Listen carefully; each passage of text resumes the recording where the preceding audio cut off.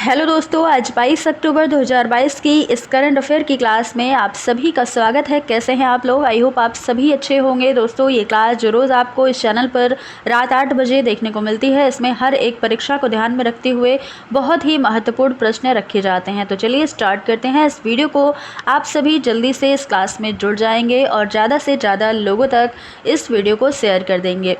तो देखेंगे, आज का विचार है कि रख हौसला वो मंजर भी आएगा, प्यासे के पास चल के समंदर भी आएगा, थक कर न बैठ ए मंजिल के मुसाफिर, मंजिल भी मिलेगी और मिलने का मज़ा भी आएगा। तो इसी विचार के साथ आज का पहला प्रश्न है, दुर्गावती टाइगर रिजर्व जिसे हाल ही में अधिसूचित किया गया था, यह किस राज्य या केंद्र शासित प्रदेश में स्थित है? पश्चिम बंगाल, मध्य प्रदेश, महाराष्ट्र या आंध्र प्रदेश? तो इसका आंसर हो जाएगा दुर्गावती टाइगर रिजर्व स्थित है मध्य प्रदेश में। ऑप्शन बी बिल्कुल सही हो जाएगा। इसी के साथ आपको ध्यान रखना है कि 5वें खेलो इंडिया यूथ गेम्स का आयोजन भी कहाँ किया गया? मध्य प्रदेश में किया गया। लाडली लक्ष्मी योजना का शुभारंभ किया गया मध्य प्रदेश में। साथ ही 17वां प्रवासी भारतीय दिवस का आयोजन भी इंदौर मध्य प्रदेश में हुआ। एशिया का सबसे बड़ा बायो सीएनजी पार्क भी कहाँ है? इंदौर मध्य प्रदेश में है। सबसे स्वच्छ शहर किसे नामित किया गया? इंदौर को, जो मध्य प्रदेश का है। और साथ ही ये भी ध्यान रखिएगा कि बाल बजट कहाँ जारी किया गया? मध्य प्रदेश में जारी किया गया। तो ये सारी बातें थी मध्य प्रदेश के बारे में। अगला प्रश्न है, इंडियन अर्बन हाउसिंग कॉन्क्लेव 2022 का मेजबान कौन सा राज्य है? महाराष्ट्र है, गुजरात, कर्नाटक या फिर तमिलनाडु? इसका आंसर हो जाएगा ऑप्शन बी, गुजरात इसका मेजबान राज्य है। ये बिल्कुल सही हो जाएगा। गुजरात के लिए और भी चीज़ें आपको ध्यान में रखनी है, जैसे हाल ही में पीएम स्कूल ऑफ एक्सीलेंस का शुभारंभ किया गया गुजरात में पीएम मोदी के द्वारा। विश्व का पहला सीएनजी टर्मिनल स्थापित हुआ गुजरात भावनगर में। उकाई परियोजना है गुजरात में। ताप्ती नदी पर काकरापार परमाणु संयंत्र कहाँ है? गुजरात में। तो आप सोचे होंगे कि ये सारी चीज़ें तो आपने कल पढ़ाई थी, लेकिन करंट अफेयर एक ऐसी चीज़ है जो जितनी बार आप रिवाइज करेंगे उतना ही आपको याद रहेगा, इसलिए हम बार बार इन चीज़ों का रिवीजन करते रहेंगे। अगला प्रश्न है, हाल ही में आकाश फॉर लाइफ अंतरिक्ष सम्मेलन कहाँ आयोजित किया जाएगा? देहरादून, बांग्लादेश, श्रीलंका या फिर चीन में? इसका आंसर जल्दी से आप करिएगा। तो दोस्तों, यहाँ पर आंसर हमारा हो जाएगा देहरादून में इसका आयोजन किया गया और यह 3 दिवसीय था। 5 से 7 नवंबर 2022 तक इसका आयोजन किया जाएगा देहरादून में। ऑप्शन ए बिल्कुल सही हो जाएगा, आकाश फॉर लाइफ। अगला प्रश्न है, हाल ही में गिनीज बुक ऑफ रिकॉर्ड्स ने सप्ताह का सबसे खराब दिन घोषित किसे किया है? देखिए भाई साहब, अब ये दिन भी देखना पड़ रहा है कि सप्ताह का एक खराब दिन भी घोषित कर दिया गया।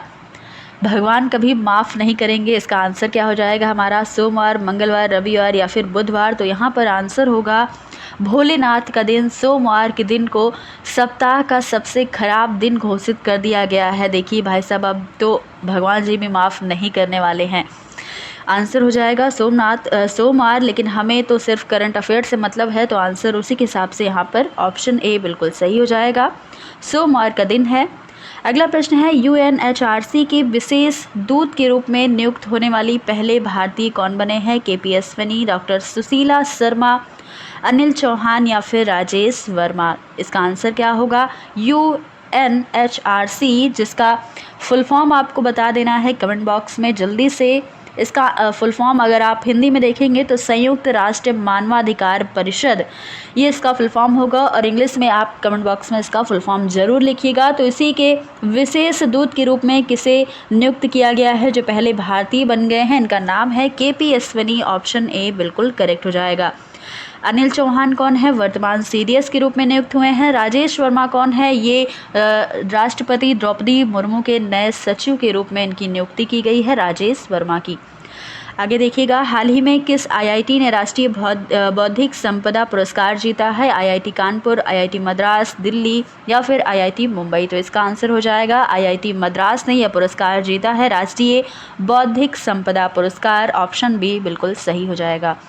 अगला प्रश्न है कि भारत के आदित्य L1 मिशन के प्रधान वैज्ञानिक कौन होंगे? ऑप्शन है एस सोमनाथ, कैलाशनाथ कौल, शंकर सुब्रमण्यम या प्रेमचंद्र पांडे। इसका आंसर जल्दी से आप कर दीजिएगा। देखिएगा यहाँ पर हमारा आंसर हो जाएगा शंकर सुब्रमण्यम। ऑप्शन सी बिल्कुल सही हो जाएगा। भारत के आदित्य L1 मिशन के प्रधान के रूप में प्रधान वैज्ञानिक यही होंगे आगे, शंकर सुब्रमण्यम। इसी के साथ बताइएगा कि इसको लॉन्च किसके द्वारा किया गया, तो इसरो के द्वारा इसको लॉन्च किया गया। इसरो की स्थापना कब हुई? 15 अगस्त 1969 को। इसरो के वर्तमान हेड कौन है? एस सोमनाथ हैं। इसरो का हेडक्वार्टर कहाँ है? बेंगलुरु में इसका हेडक्वार्टर स्थित है। अगला प्रश्न है कि किस राज्य के मुख्यमंत्री ने हाल में राज्य के पहले सरकारी अंग्रेजी मीडियम कॉलेज का उद्घाटन किया है? संगरूर पंजाब, त्रिपुरा, भोपाल या फिर कर्नाटक में। तो इसका आंसर क्या हो जाएगा? त्रिपुरा इसका आंसर हो जाएगा। ऑप्शन बी, त्रिपुरा राज्य के मुख्यमंत्री ने सरकारी अंग्रेजी मीडियम जो पहला है इस कॉलेज का उद्घाटन किया है त्रिपुरा में। ऑप्शन बी बिल्कुल करेक्ट है। अगला प्रश्न है कि भारत का पहला ऊर्ध्वाधर या वर्टिकल लिफ्ट पुल पंबन रेल पुल किस राज्य में बनाया जा रहा है? पश्चिम बंगाल, कर्नाटक, मध्य प्रदेश या फिर तमिलनाडु। इसका आंसर हो जाएगा ऑप्शन नंबर डी, तमिलनाडु में पंबन रेल पुल बनाया जाएगा। ऑप्शन डी बिल्कुल सही हो जाएगा। इसी के साथ आपको याद रखना है कि अटल सेतु का निर्माण कहाँ किया गया? अहमदाबाद में। डुगोंग संरक्षण केंद्र स्थापित है तमिलनाडु में। डिजिटल खाद्य संग्रहालय भी स्थापित है तंजावुर, तमिलनाडु में। अगला प्रश्न है, हाल ही में किसने धन वर्षा योजना लॉन्च की है? SBI, सेबी, LIC या फिर RBI। तो धन वर्षा योजना LIC ने लॉन्च किया है। और LIC की स्थापना कब हुई? 1956 में इसकी स्थापना होती है। ऑप्शन सी बिल्कुल सही हो जाएगा। और SBI की बात कर लें तो इसने डल झील में पहला ATM खोला है। किसने? SBI ने डल झील में पहला ATM खोला है। अगला प्रश्न है, अंतर्राष्ट्रीय हकलाहट जागरूकता दिवस कब मनाया जाता है? किस अक्टूबर को? 22 को, 19 को या फिर 20 अक्टूबर को? अंतर्राष्ट्रीय हकलाहट जागरूकता दिवस मनाया जाता है 22 अक्टूबर को, आज के ही दिन। ऑप्शन बी बिल्कुल सही हो जाएगा। और यहाँ पर कुछ महत्वपूर्ण दिवस देख लीजिएगा अक्टूबर के, जैसे कि वैश्विक गरिमा दिवस या ग्लोबल डिग्निटी डे मनाया जाता है अक्टूबर के तीसरे बुधवार को, जो 2022 में 19 अक्टूबर को मनाया गया। वर्ल्ड ऑस्टियोपोरोसिस डे 20 अक्टूबर को मनाया जाता है। प्रतिवर्ष विश्व छात्र दिवस 15 अक्टूबर को मनाया जाता है। विश्व खाद्य दिवस 16 अक्टूबर को। अंतर्राष्ट्रीय रसोइया दिवस 20 अक्टूबर को। वर्ल्ड स्टैटिक्स डे मनाया जाता है 20 अक्टूबर को। और राष्ट्रीय सांख्यिकी दिवस मनाया जाता है 29 जून को। तो ये सारे महत्वपूर्ण दिवस जो अक्टूबर के थे वो आपको ध्यान में रखना है। और दोस्तों, आज है धनतेरस का दिन, तो आप सभी को धनतेरस की बहुत बहुत शुभकामनाएं। आप सभी बहुत ही आगे बढ़ें और अच्छे से पढ़ाई करें। अब देखेंगे हम कल के जो प्रश्न है उसका रिवीजन कर लेते हैं फटाक से। देखिएगा, इन सभी प्रश्नों का रिवीजन आप करिएगा। ये प्रश्न आप पढ़ चुके हैं तो आप इसका आंसर जल्दी से कमेंट बॉक्स में कर दीजिएगा। देखिए, 20 अक्टूबर 2022 को किस देश की प्रधानमंत्री लिज ट्रस ने अपने पद से इस्तीफा दिया है? Spain, Sweden, Britain, Canada. तो यहाँ पर आंसर हो जाएगा ब्रिटेन की ये प्रधानमंत्री थी लिज ट्रस, जिन्होंने 45 दिन तक अपना पदभार संभाला और उसके बाद क्या दे दिया? इस्तीफा दे दिया है। अगला प्रश्न है, यूरोपीय संसद का शीर्ष सम्मान Sakharov prize for freedom of thoughts से किस देश को सम्मानित किया गया? यूक्रेन, रूस, कनाडा, ब्रिटेन को। यहाँ पर आंसर होगा यूक्रेन को इस शीर्ष सम्मान से सम्मानित किया गया है। अगला प्रश्न है, एक महीने के लिए काशी तमिल संगम का आयोजन किसके द्वारा किया जाएगा? हैदराबाद, वाराणसी, मथुरा या इनमें से कोई नहीं? काशी तमिल संगम का आयोजन किया जाएगा वाराणसी के द्वारा। ऑप्शन बी बिल्कुल सही हो जाएगा। अगला प्रश्न है, हाल ही में किसे कांग्रेस के नए अध्यक्ष के रूप में नियुक्त किया गया है? PM नरेंद्र मोदी, मल्लिकार्जुन खड़गे, राजनाथ सिंह या राजीव कुमार? आंसर हो जाएगा मल्लिकार्जुन खड़गे, ऑप्शन बी। अगला प्रश्न है, हाल ही में नए लेखा महानियंत्रक के रूप में किसने कार्यभार संभाला है? साजन भनवाल, डॉक्टर जितेंद्र सिंह, भारती दास या अल्फ क्रिस्टार्सन? यहाँ पर आंसर होगा लेखा महानियंत्रक CAG के रूप में कार्यभार संभाला है भारती दास ने। ऑप्शन नंबर सी सही हो जाएगा। अगला प्रश्न है, किसे हाल ही में राजस्व विभाग का नया सचिव नियुक्त किया गया? अंकिता सेहुली, पीवी संधू, मिताली राज या संजय मल्होत्रा? ऑप्शन बी यहाँ पर संजय मल्होत्रा राजस्व विभाग के नए सचिव के रूप में इनकी नियुक्ति हुई है। अगला प्रश्न है, हाल ही में 5वें खेलो इंडिया यूथ गेम्स कहाँ पर आयोजित किए जाएंगे? चीन, गुजरात, मध्य प्रदेश या फिर श्रीलंका? तो इसका आंसर होगा मध्य प्रदेश में इसका आयोजन किया जाएगा।